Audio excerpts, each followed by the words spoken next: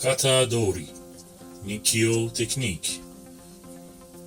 The opponent grabs the front shoulder with one hand and is trying to hit you with the other hand or just threaten you. In order to perform the nikyo technique, we must first destroy the opponent's stability and make him unbalanced. This can be implemented in several ways. In the first case, we should unbalance the opponent by moving FUMIKOMI ASHI and then USHIRO IRIMI. Now we take the opponent's hand with our backhand and apply the nikyo lock. This technique is used to control and hold the opponent apart from the damage it can cause in street mode. Pay attention that the opponent's hand must be in an S-like position, so that we can execute the technique with full control and power. Therefore, we must first make the opponent's hand in an S shape, and it's necessary that the opponent's elbow is not higher than his wrist.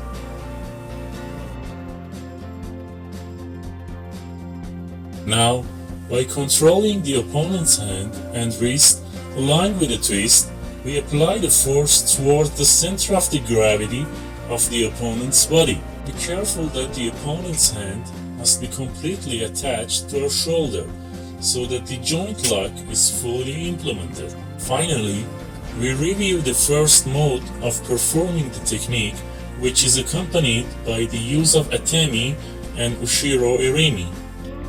In the second case, at the same time as the opponent attacks to grab our shoulder, we put the opponent in imbalance by using KAITEN movement and perform the technique as before.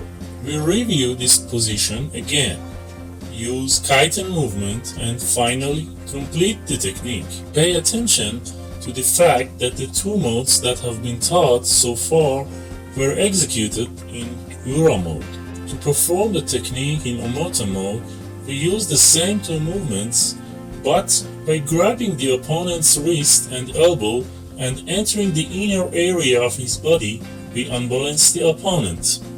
Then we apply the force to the opponent's shoulder and head and direct him to the ground. Finally, we complete the technique with a traditional nikyo lock.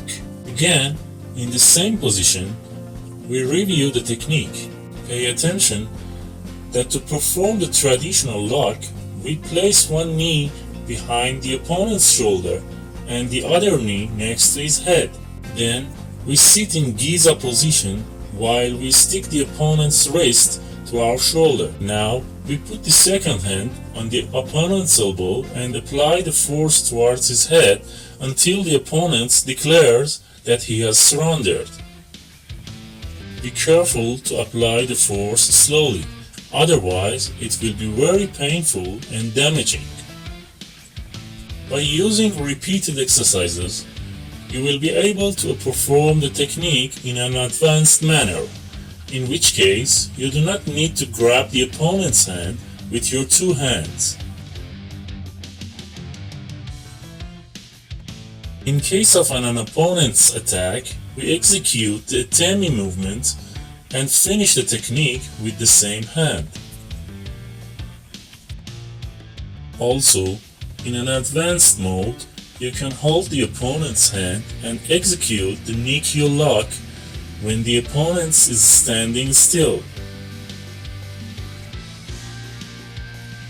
Be careful, with continuous practice, you can reach the point where you can perform the technique without following the principle of KIHON WAZA.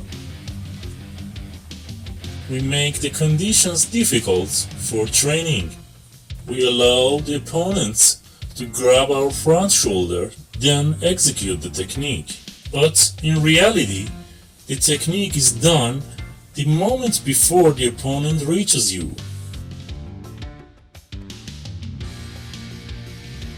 We emphasize again that for the full execution of the technique, the opponent's hand must be placed in an S-shaped position.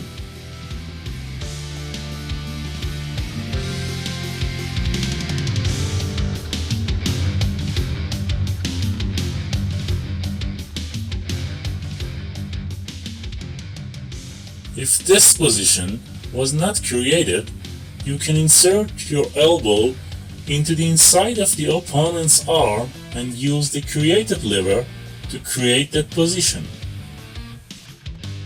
Now we perform the technique with the Ai-hanmi Kata-dori attack in Ura mode. First, we leave the attack line by using IRIMI movement. Now we hold the opponent's wrist and control him. Then we apply the force towards the center of the gravity of the opponent's body. Then, by turning him, we lead the opponent to the ground and execute the traditional technique lock. Finally, we perform the technique in the basic state, with different attacks and in combination with the KOTE GAESHI technique.